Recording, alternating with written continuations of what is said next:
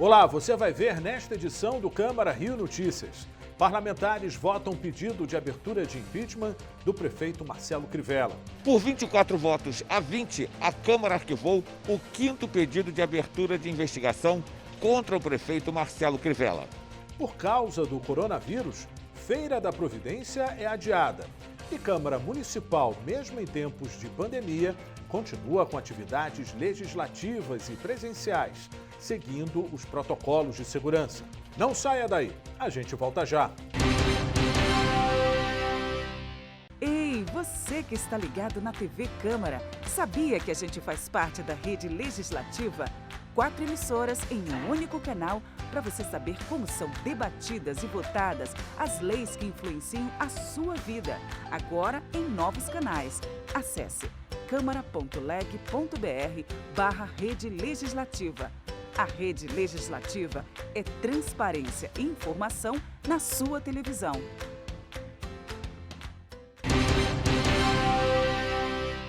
A gente começa essa edição do Câmara Rio Notícias com as informações da sessão plenária desta quinta-feira. Parlamentares votaram pedido de abertura de impeachment do prefeito Marcelo Crivella. Quem tem as informações é o repórter Renato Chapô. A sessão desta quinta foi marcada pela discussão da admissibilidade do processo de impeachment. Na abertura, o presidente Jorge Felipe leu as regras do processo. O recebimento da denúncia precisava de maioria simples. Era preciso que no plenário estivessem, no mínimo, 26 vereadores. Cada vereador inscrito para falar teve 5 minutos para se manifestar. O vereador Átila Nunes lembrou que o Tribunal de Justiça fez 12 restrições à administração de Marcelo Crivella e que apenas 2 semanas depois da votação do 4º pedido de investigação contra o prefeito, o Parlamento Carioca já estava votando o 5º pedido. Tânia Bastos disse que os fatos contra o prefeito já estão sendo investigados pelos órgãos competentes. Paulo Pinheiro destacou as denúncias do Ministério Público: corrupção passiva, peculato, fraudes licitatórias, lavagem de dinheiro e crime de responsabilidade. Dr. Jairinho, o líder do governo, lembrou que o fato está na fase de inquérito e que o prefeito não foi oficialmente acusado e nem denunciado. A vereadora Luciana Novaes lembrou que a função do parlamento é fiscalizar o poder executivo. O vereador Dr. Gilberto destacou que não existe um ato que comprove o envolvimento do prefeito nas denúncias. Ele disse ainda que já existe uma CPI em andamento para investigar tudo. Tereza Berger lembrou que a Câmara de Vereadores será omissa se não aprovar a abertura de investigação contra o prefeito. Marcelo Siciliano criticou o pré-julgamento de pessoas e disse que as denúncias ainda estão na fase de investigação e não existe prova de envolvimento do prefeito em nada. Raymond lembrou que os vereadores prometeram fiscalizar o Poder Executivo quando tomaram posse. A sessão, que terminaria às 18 horas, foi prorrogada até o fim da discussão. O parlamento aprovou o requerimento do líder do governo que pedia o fim da discussão sobre a denúncia político-administrativa contra o prefeito Marcelo Crivella. Logo depois foi liberada a votação. 44 vereadores participaram. 20 parlamentares votaram a favor da abertura da investigação e 24 votaram contra. O processo foi arquivado e a sessão encerrada. O STJ autorizou a Prefeitura a retomar o controle da linha amarela. Com isso, o pagamento do pedágio foi suspenso. A Lanza, responsável pela via, disse que vai recorrer. Desde quarta-feira à noite, as cancelas do pedágio da linha amarela estão levantadas. A Guarda Municipal cumpriu decisão do Superior Tribunal de Justiça, que autorizou a Prefeitura a encampar, ou seja, assumir a gestão da via. De acordo com o presidente do STJ, ministro Humberto Martins, há indícios de obras superfaturadas que podem ter onerado o preço do pedágio.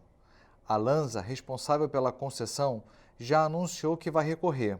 A Lanza cobrava R$ 7,50 pelo preço do pedágio em cada sentido da linha amarela. A Prefeitura ainda não anunciou qual será o valor e como será feita a cobrança. A Câmara aprovou em novembro do ano passado projeto que autorizava o Executivo a encampar a linha amarela. A Prefeitura diz ter sofrido um prejuízo de R$ 1 bilhão e 700 milhões de reais por causa do contrato com a Lanza. Também em 2019, o governo já tinha assumido por alguns dias a gestão da via. Na ocasião, cancelas do pedágio foram destruídas. Agora vamos falar sobre saúde. Um dado vem preocupando as autoridades. Nesse ano, o Brasil não atingiu a meta de nenhuma das principais vacinas indicadas para as crianças. Veja na reportagem de Luciana Cabizieri. Doenças que muitas vezes são silenciosas, mas que podem atingir em cheio justamente quem mais está desprotegido logo nos primeiros anos de vida. O Brasil, que sempre teve sucesso no programa de imunização, de uns anos para cá vem amargando uma queda na meta de cobertura das principais vacinas em crianças de até 1 ano de vida. A meta de vacinação é de cerca de 90% a 95% de crianças nessa faixa etária, mas a realidade vem mostrando que estamos ficando cada vez mais longe disso. E vale a pena lembrar que a vacinação no Brasil é obrigatória desde 1975, quando uma lei federal criou o Plano Nacional de Vacinação. Quando a gente tem uma baixa cobertura vacinal, a gente volta a ter a circulação daquele agente etiológico que a gente estava controlando com boas coberturas vacinais. Com isso, se eu tenho a circulação, ao mesmo tempo que eu tenho muita gente não protegida, eu começo a ter um aumento no número de casos, a possibilidade de surtos e essas vacinas, né, essas doenças que são preveníveis por vacina, elas foram introduzidas exatamente pelo potencial de gravidade. Com isso, eu vou ter mais internação, sobrecarga de um sistema de saúde que já está sobrecarregado com a Covid, mortes desnecessárias, casos graves, sequelas em algumas doenças que podem não matar, mas levam a sequela. Então, com isso tudo, no final das contas, a gente tem um aumento de mortalidade infantil, por exemplo, né, porque o que a gente mede principalmente é a cobertura no primeiro ano de vida, quando tem mais vacinas para fazer. E isso é até um índice de saúde da população, de qualidade da saúde da população. E essas crianças são mais suscetíveis a eventos piores, né? A evoluir pior, com maior gravidade. E eu vou ter um aumento de mortalidade infantil desnecessário. E isso é que é o pior. Doenças como o sarampo, que havia sido erradicado no país, vem dando as caras por aqui.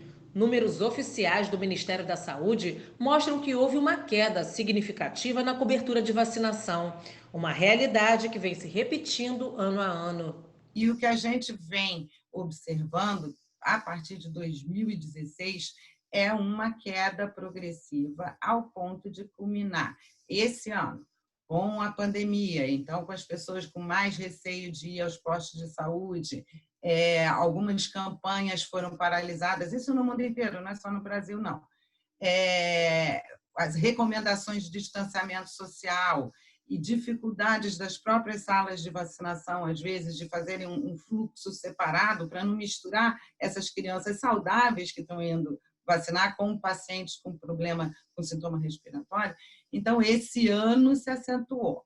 É fato que os números que a gente tem hoje, que o Ministério tem hoje, podem não ser bem realistas, porque existe um tempo até que os serviços públicos de saúde preencham os dados, né? Forneçam os dados que vão lá culminar na cobertura global do Brasil. Então, a gente sabe, de qualquer maneira, que pode não ser tão ruim como está.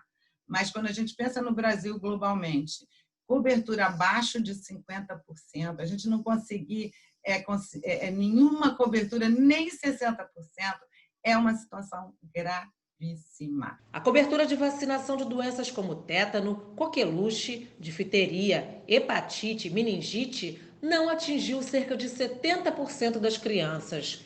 Já a vacinação contra a poliomielite, a cobertura foi de 83%. A BCG, que anda em falta, chegou a ter 100% de cobertura em 2018, mas caiu para 85%. A professora de História, Daiane, mãe de um bebê recém-nascido, não sossegou enquanto não ficou em dia com todas as vacinas da criança. Eu fiquei preocupada com esse vírus aí circulando, né? Então, ele sem imunidade, muito novinho, e muita gente recém-nascido quer visitar o recém-nascido. Então, assim, para não ficar expondo ele às pessoas, aos vírus, então a gente resolveu trazer ele. Só no município do Rio existem cerca de 238 postos de vacinação à disposição da população. A A cidade do Rio de Janeiro ela oferece o calendário de vacinação que é recomendado pelo Ministério da Saúde em todas as salas de vacinação que estão abastecidas, não há falta de vacina na cidade. Então, percebe-se uma menor procura de pais irresponsáveis para a rotina de vacinação.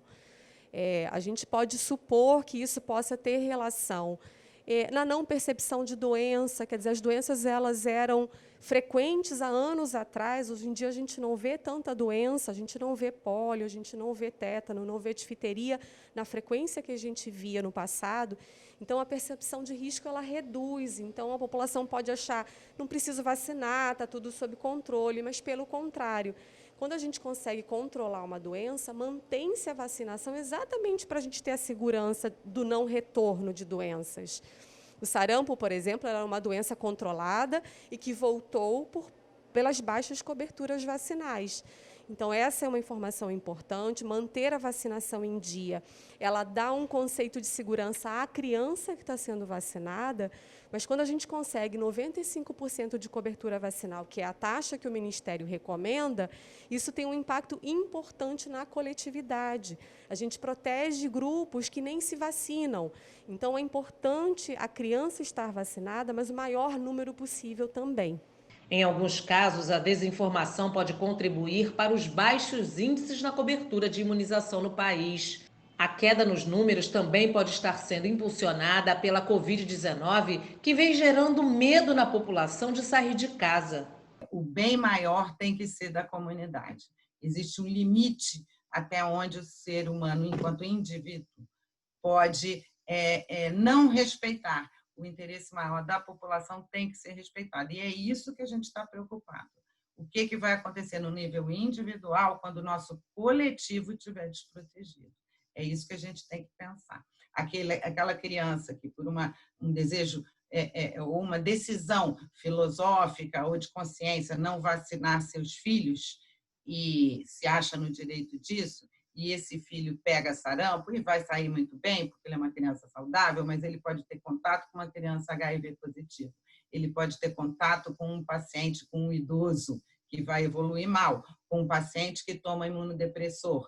Então, a responsabilidade aí não é só do pai com os filhos, é de todo mundo com quem aqueles filhos convivem e que podem transmitir doenças e levar, inclusive, à morte. Então, são muitas coisas em jogo quando a gente pensa em obrigatoriedade. Eu digo que vacinação é uma necessidade cidadã. Se você é responsável pelo seu ente querido, pelo seu filho, pelo seu pai, pelo seu avô, mas você tem que saber que você também é responsável pelo filho do outro, pelo pai do outro, isso é viver em sociedade, né? E você vai ver no próximo bloco. Câmara Municipal é o único espaço cultural da Cinelândia com atividades presenciais. Eu quero a minha cidade com mais escolas, mais serviços de saúde e espaços de lazer. Quer uma cidade melhor? Nós queremos você como mesário voluntário. Seu papel é fundamental para a democracia e a transparência das eleições.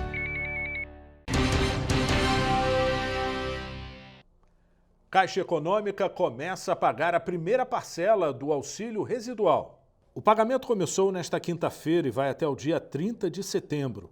São mais de 12 milhões de famílias cadastradas no programa Bolsa Família e consideradas elegíveis ao recebimento do benefício. Os primeiros a receber são os beneficiários com número de identificação social final 1. Os beneficiários tiveram avaliação de elegibilidade realizada pelo Ministério da Cidadania e recebem o valor do programa Bolsa Família complementado pela extensão do auxílio emergencial, em até R$ 300 ou em até R$ 600, no caso de mulher provedora da família.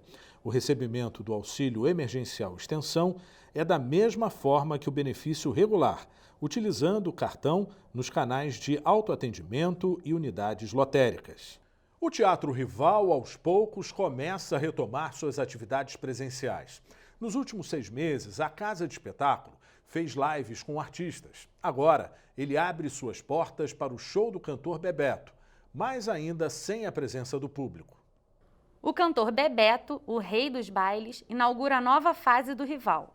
Por meio do canal do teatro no YouTube, qualquer pessoa pode acessar o show a partir das 7h30 da noite deste sábado. É o projeto Abrindo Portas. Essa primeira transmissão será gratuita e inaugura o canal do YouTube do teatro. O Rival completou 6 meses fechado, por causa da pandemia do coronavírus, porém manteve lives no Instagram. Em nota, o teatro informou que vai receber artistas e funcionários com total segurança nessa fase, ainda sem público. Segundo o Rival, os funcionários passaram por treinamento e vão seguir os protocolos sanitários. Este ano, o espaço completa 86 anos. Um dos eventos mais tradicionais da cidade, a Feira da Providência, que estava prevista para ser realizada em dezembro desse ano, foi adiada para maio de 2021. A pandemia do novo coronavírus atingiu mais um tradicional evento do calendário da cidade. A Feira da Providência, prevista para dezembro, será realizada entre 6 e 9 de maio do ano que vem no Rio Centro. Os organizadores reconheceram que o evento provoca aglomerações, o que tornaria inviável a realização antes da aplicação da vacina contra a Covid-19. Segundo o comunicado, o adiamento vai permitir às famílias mais confiança na hora de fazer compras. O evento marcaria a 60ª edição consecutiva da Feira da Providência. Com o adiamento, os organizadores esperam realizar 2 eventos no ano que vem, o primeiro em maio e o outro na primeira quinzena do mês de dezembro. O cartaz da Feira da Providência deste ano, desenhado mais uma vez pelo cartunista Ziraldo, será mantido para o ano que vem. Nós exibimos a série Gigantes Adormecidos, mostrando o quanto a pandemia do novo coronavírus alterou a rotina dos principais espaços culturais na Cinelândia. A Câmara Municipal é uma exceção. Desde agosto, a casa vem funcionando, tomando todas as medidas sanitárias para funcionar com segurança. Sessões e audiências estão sendo realizadas e o espaço cultural pode ser visitado virtualmente. Palco de grandes manifestações políticas, marco histórico do país e da cidade, a Praça Floriano é também local de apreciação cultural e arquitetônica. Rodeada pela Biblioteca Nacional, Teatro Municipal, Cine Odeon, Museu Nacional de Belas Artes, pelo antigo Supremo Tribunal Federal, hoje Centro Cultural da Justiça Federal, e pela Câmara dos Vereadores, a localidade continua atraindo visitantes, mesmo em tempos de pandemia, quando apenas as fachadas podem ser contempladas. O Palácio Pedro Ernesto é a única edificação que compõe o Complexo Cultural da Cinelândia que está ativa desde agosto deste ano. O isolamento social imposto pelo novo coronavírus alterou a rotina da Casa de Leis do município do Rio de Janeiro, que realizou 35 sessões virtuais. Já foram 11 encontros neste modelo até agora. Para abrir os portões da Câmara, uma série de medidas de segurança sanitária foram tomadas. Primeiro, a obediência e o uso correto da máscara facial, né?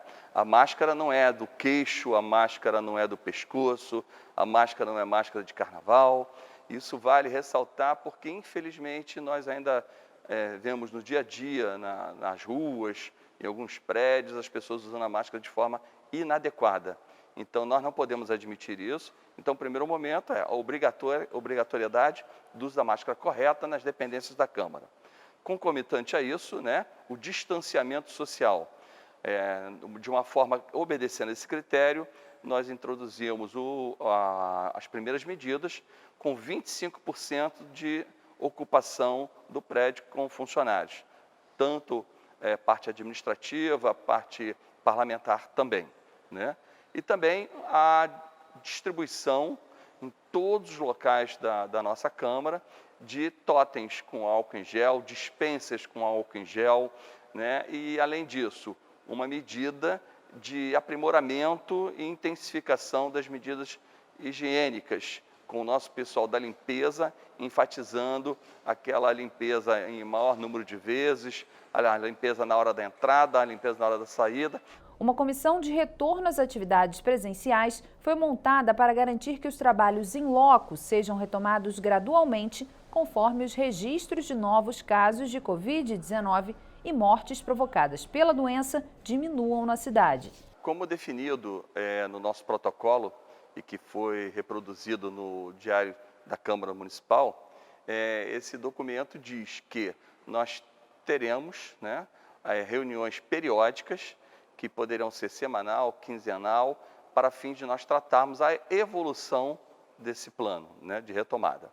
E dentro disso nós vimos que no primeiro mês foi excepcional e como no primeiro momento não houve evolução de flexibilização do plano da Secretaria Municipal de Saúde, nós resolvemos manter esse plano com reavaliação dentro do tempo.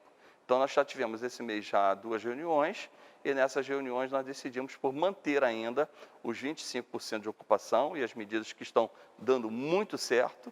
Diga-se de passagem, isso é importante, que em todas as nossas reuniões de avaliação o resultado tem sido ótimo, né?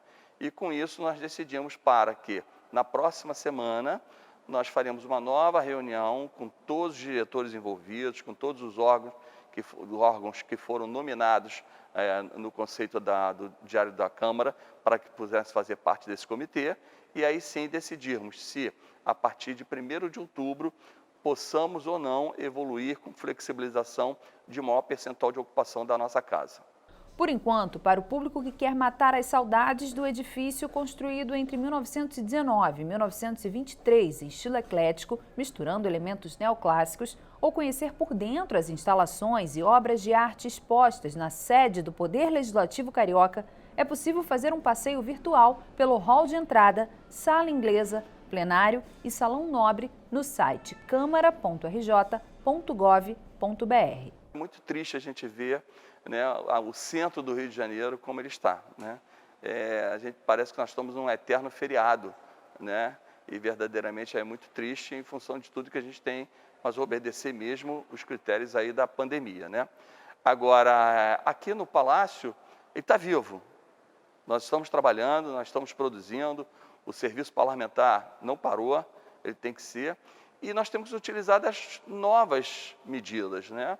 E a parte híbrida em relação à presencial e a parte voltada pela internet, ela tem que ser aplicada. E é o que está sendo aplicado de forma muito bem, entendeu? Que nós somos entusiastas para que isso continue acontecendo, para que nós possamos ter cada vez mais a memória da nossa Câmara, das nossas atividades administrativas e legislativas, perene para todos terem ciência do que está acontecendo.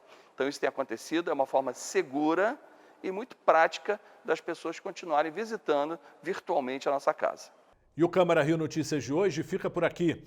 Acompanhe a nossa programação nas redes sociais. A Rio TV Câmara está no YouTube, no Facebook, no Instagram e também no Twitter.